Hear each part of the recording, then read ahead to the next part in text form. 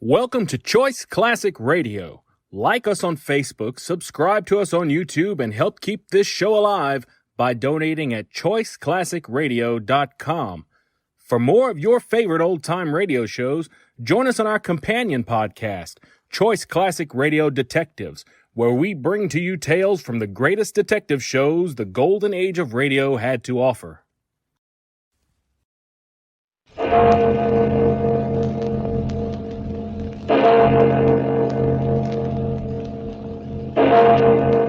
Murder at midnight. So you're dropping a chicken, huh? Hey, guys. Yeah, What do you know? Chicken's turning out to be a rooster all of a sudden. Cock-a-doodle-doo. Cock-a-doodle. In case anybody here is interested, from here on in, the name is just plain Charlie Nix.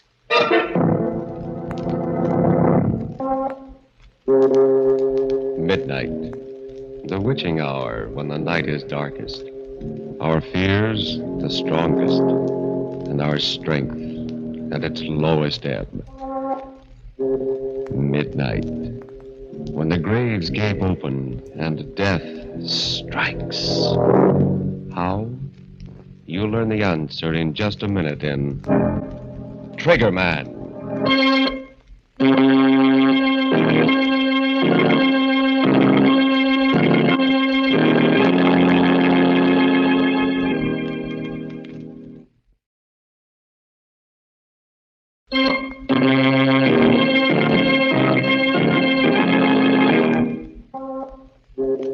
And now, Murder at Midnight. Tales of mystery and terror by radio's foremost mystery writers. Our story, written by Max Ehrlich, is different from any of the other tales you have heard in this program. Its mystery is not that of the supernatural, but of the unknown quantities in the human soul. And so, because it has suspense and complete credibility, we give you Trigger Man.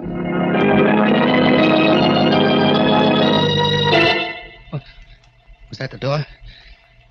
No. No, not yet. Not that it matters.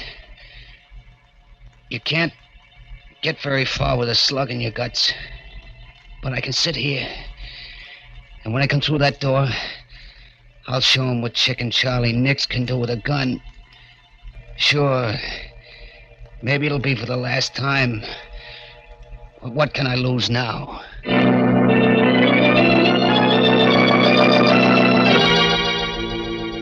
It's funny how it all comes back to you in the end. Just a year and a half ago that it all started. But I remember it like it was yesterday. I was standing back in the doorway waiting for some sucker to come along. It was down at the waterfront and it was plenty dark. I stood there, the rod cold in my hand, waiting. Finally, I heard footsteps. A man and a woman. I waited until they were almost opposite the doorway, and then... Hey, buddy. Got a match?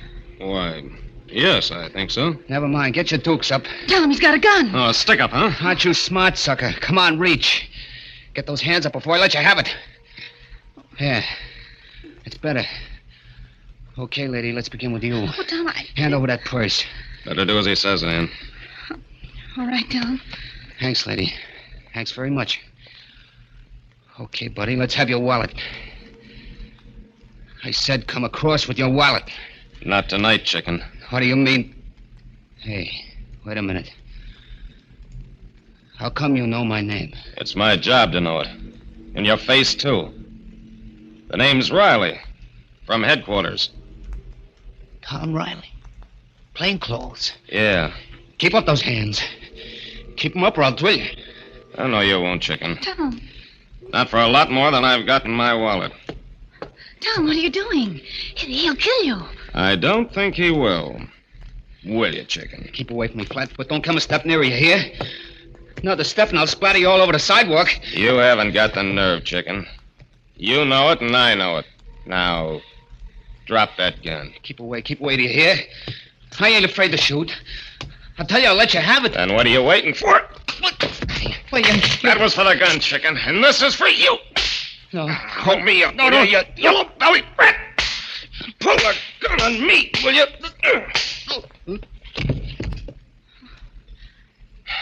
Oh, Tom. It's okay, Ann. It's all over. You could have been killed. Walking straight into a hold-up man and knocking the gun out of his hand. Well, I knew he wouldn't shoot, Ann. You knew? But how? His name is Charlie Nix. Chicken Charlie. Well, Oh, he carries a gun, yeah, but he's not a gunman. Because he's never used it and he never will. Just plain chicken-hearted. Yellow. That's why they call him Chicken. Still, you took an awful chance, Tom. There's always the first time. Not for Chicken Charlie. Now then, you see if you can find a phone, honey, and call headquarters Okay. while I keep an eye on this yellow skunk here.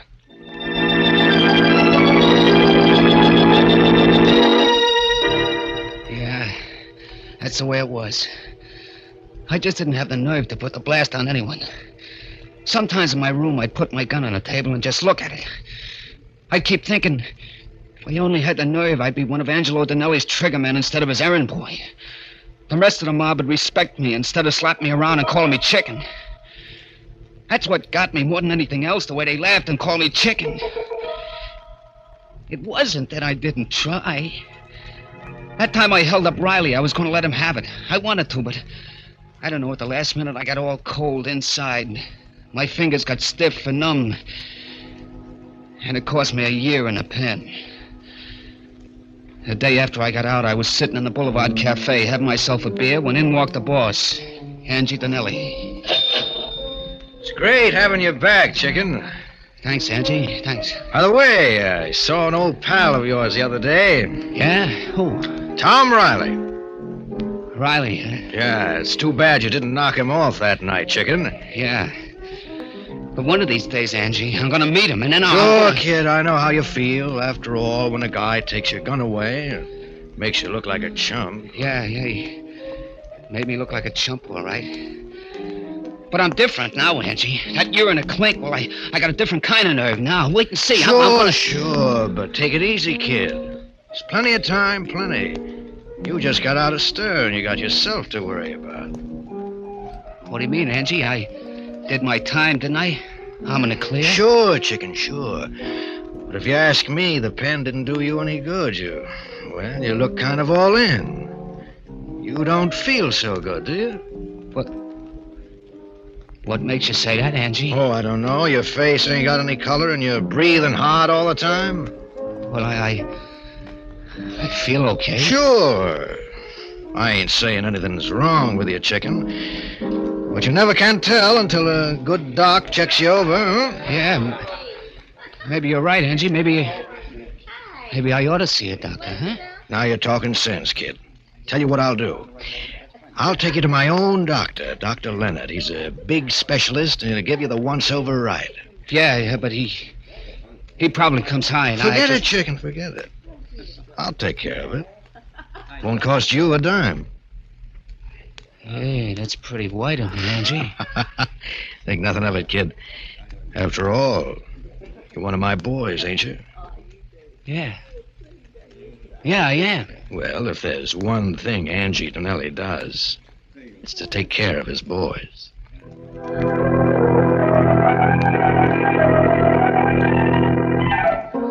A couple of days later, Angie Dinelli set up an appointment for me with this Dr. Leonard. I went to his office, and he gave me a real checkup from soup to nuts. And when he got through, I didn't like the look on his face. Sit down, Mr. Nix, and let's talk. Doc, what's the matter? Did you find something wrong? Care for a cigarette? Never mind the stalling, Doc. Give it to me straight. Is it good or bad? I'm sorry, but it's bad. You mean my chest? It isn't your chest. It's your heart. My heart? What about it? Now, you've got a severe aneurysm there. A what? What's that mean? It means that you've got a serious weakness of the heart muscle wall. Yeah, but how serious? I'm sorry, Mr. Nix, but you haven't got more than 6 months to live. 6 months. Yeah, that's what he said. 6 months to live. For a while, I didn't get it. You don't get things like that right away. And then... 6 months, Angie. He gave me 6 months to live. Someday I'll be just walking along and maybe sleeping, and then it'll come. It's tough, chicken. Plenty tough. Yeah. Know how you feel. Nobody knows how I feel. Except maybe a guy in a death house. Yeah, that's what it's like. Like knowing when you're going to burn, waiting for it. Take it easy, chicken. Here. Have another drink, huh? Yeah, thanks. Thanks, Angie. You're okay.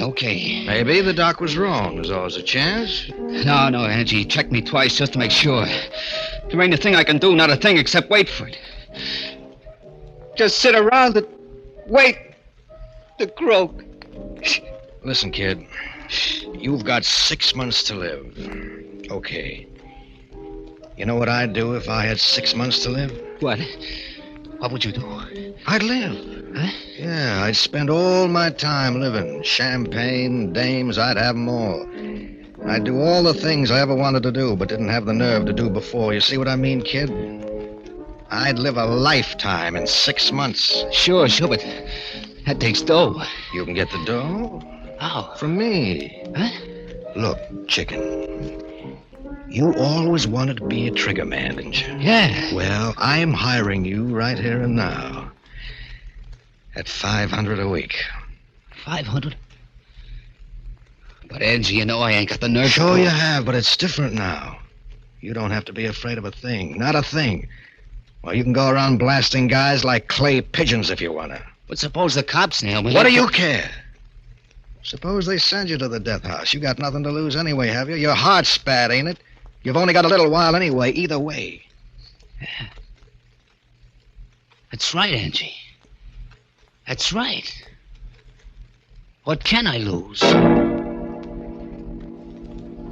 Denelli was right. This was my chance. I packed a new gat and started to look for Riley. Riley the dick who'd set me up. Yeah, he was gonna be number one. He'll be coming along here any minute, kid. Yeah.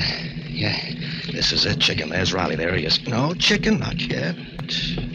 Wait till he comes closer. Look, Angie, Hey, first one that comes hardest, kid. The rest are easy.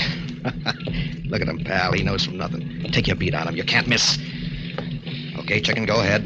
Let him have it. Go ahead, blast him. You did it. Yeah, I guess I did. Flat on the sidewalk, colder than yesterday's hash. You did it, Charlie. Angie, You just called me Charlie. Sure, kid, why not? You're not chicken anymore. Now, maybe we better get out of here.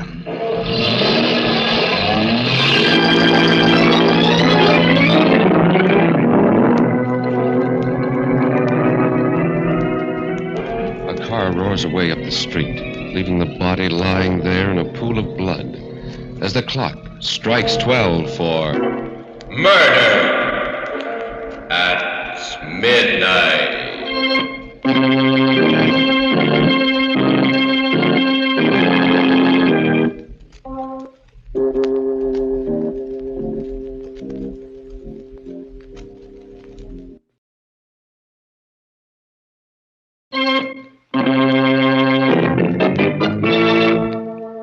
And now, back to Murder at Midnight, to the story of Triggerman. Where are they anyway? Getting kind of anxious to see them.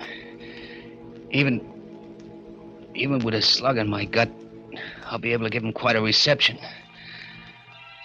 Funny how a guy can change. How different it's all been since I put the blast on Riley. That was my first and the toughest one. After that, it was easy. There were plenty of guys in Angie Denelli's way, and I aimed to please. Whenever I watched one of them fold up with that funny expression on his face, why, it kind of helped. It helped me to forget how it was with me. It was like a champagne drunk. But then the hangover would come, and I'd remember that I had less than 6 months to live myself. Yeah, I was a different guy, all right. Take what happened a couple of days after I got Riley.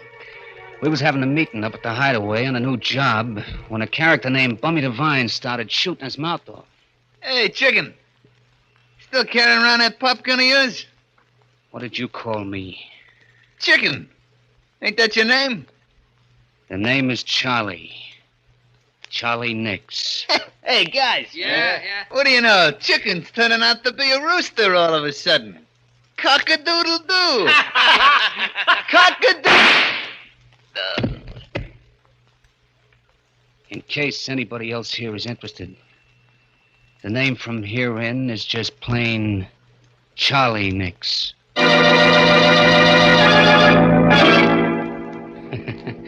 They didn't laugh after that. No one did again, ever. I was it. I took chances where no other trigger man would. Why not? What'd I have to lose? In a few months, I'd be through anyway. There was a difference. Meanwhile, I lived. I painted the town red, bought myself tailored suits, hit the clubs every night, the gambling joints. And the dames, why, I had to fight 'em off. You can do a lot with $500 a week. Sure, I was hot, plenty hot. The cops couldn't figure out at the beginning who was doing all the fancy gun work, but they were getting warm, and they were getting close. I had to watch myself. And then one night, we were knocking off a fur warehouse. I was in the lookout car out front when suddenly... Hey, Charlie, a prowl car. Yeah, come on, Mike. Let's get out of here.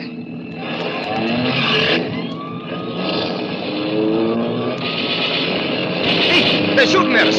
Tommy guns. Hang on, Charlie. Here they come right after us. Hold it steady, Mike. I'm going to try to nail a tire. Oh! Hey, Charlie. Charlie, what's the matter? I'm hit. Keep going, Mike. Gotta ditch him.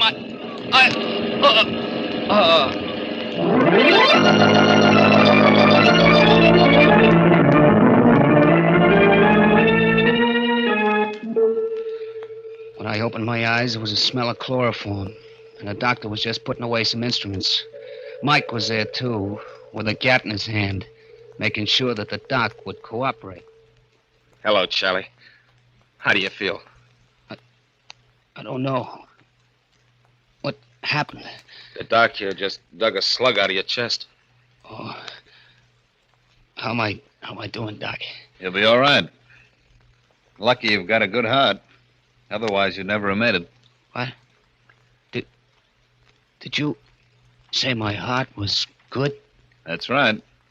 But I don't get it. I thought I had a bad ticker.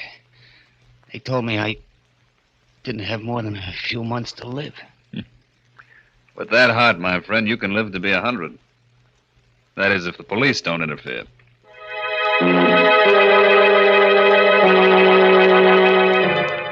I spent 3 weeks laid up after that in bed. And every day the boss would send me flowers, comic books, and all kinds of stuff. A real thoughtful guy, Angie. But I was thoughtful, too. There were some things I had to add up for myself. I had to find out whether I was living on borrowed time or not. As soon as I could walk, I made a beeline for Angie Donnelly's specialist, Doc Leonard. But I found out right away that Doc Leonard didn't live there anymore. A dentist was in the office instead. Then I looked up the superintendent. Yes, I'm in charge here. What can I do for you? If it's about It isn't. I'm looking for Dr. Leonard. Dr. Leonard? Oh, the one that was in the dentist's office before. That's right. You know where he went? No, he didn't leave any forwarding address. It's a funny thing about him. Yeah? Why? Why, he paid us a month's rent in advance and moved in, equipment and everything. But he only stayed 2 days. Moved out at night. No notice, nothing. Just came and went. I see. Never could figure it out. That's the way it was. Sorry, I couldn't be of more help, mister. That's okay. You've told me enough. All I want to know. So that was it. I had the answer. I went home, took my old gun out of the drawer, slipped it into my shoulder holster. It felt good there. Just like old times. I was just putting on my hat and coat when the phone rang. Hello. Hello? Charlie. How do you feel? Fine, Angie, fine. Funny thing you calling up just now. Yeah, why? I was just thinking of you. Where are you now? I'm over at my apartment. Listen, kid, do you feel well enough to do a little job for me tonight? I feel fine, fine. Well, that's swell. Drop over to my place right away. Okay, I'll be right over. And, Angie. Yeah? Thanks for everything. The flowers and stuff. Forget it, kid. What's a pal for, anyway? Funny how a guy acts sometimes. I remember in the cab on the way over, I was like ice, cold inside and out. I should have been excited, but I wasn't. I came up to Angie's apartment and knocked on the door. Yeah, who is it? Me, Charlie. Oh, okay. Come on in, Charlie. Yeah, thanks. Well, you're up and around, huh, kid? It's great, great. Yep, not that it makes much difference. You see, Angie, my 6 months is supposed to be up tomorrow. Is that right? Yeah, that's right. You know something, Angie? I feel fine, fine. And yet, I'm supposed to croak. Well, it's just like I said, kid. Maybe Doc Leonard was wrong. Yeah, that's what I thought. Maybe he was wrong, made a mistake. Sure. So, this afternoon, I went up to see him. You did, huh? Yeah. And you know what, Angie? He doesn't live there anymore. No. In fact, he only set up practice there a couple of days. Kind of set me to wondering. Uh-huh. Wondering, what? Whether this Doc Leonard wasn't a doctor after all, but just a phony. I don't get it. Why should he be? Suppose you tell me, Angie. I don't know what you mean. Oh? And suppose I tell you, Angie. This Doc Leonard was your boy. Between you framed me with this bad heart gag. You needed a gunster who could take chances, and I was your pigeon. Wait a minute, Charlie. It was easy, wasn't it, Denelli? Talking a chump like me into it. When I thought I only had 6 months to go. You knew I wouldn't be afraid anymore. Sure. What could I lose? And so you got me to do your dirty work for you while you were somewhere else with an airtight alibi. And when the heat was turned on, you knew it'd be on me. You're wrong, kid. You see, you were supposed to live 6 months. And that's all you're going to live. Don't do any reaching, Angie. Don't!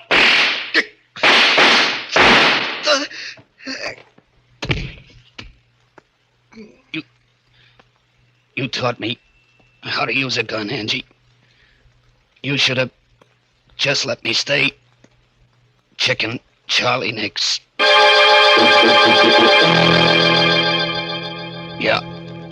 Yeah, he got me in the belly with his first one.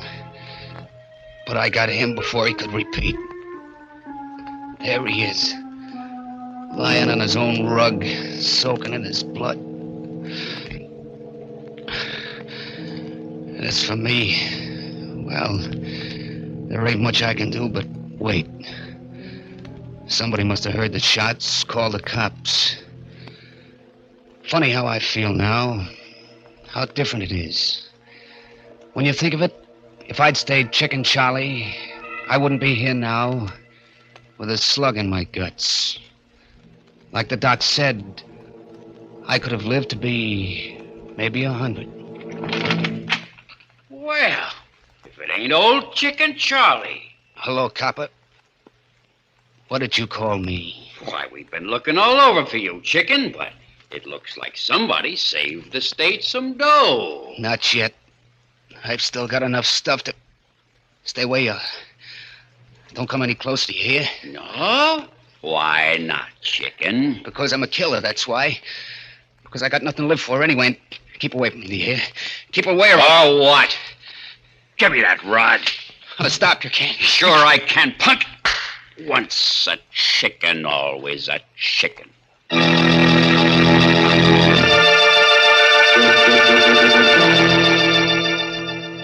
His eyes wide and incredulous, the hunched figure slips from the deep armchair, falls to the floor, next to the body of the man he killed.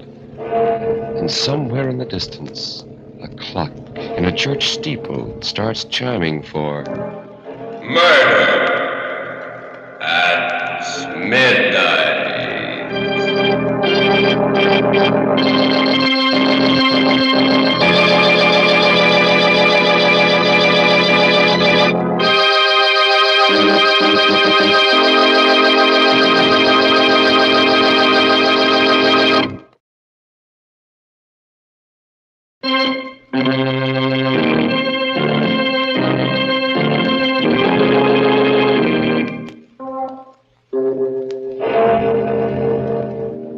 Remember to be with us again when death is our unseen guest. And the clocks strike 12 for Murder at Midnight. The part of Chicken Charlie Nix was played by Bill Quinn. With music by Charles Paul, Murder at Midnight is directed by Anton M. Leader.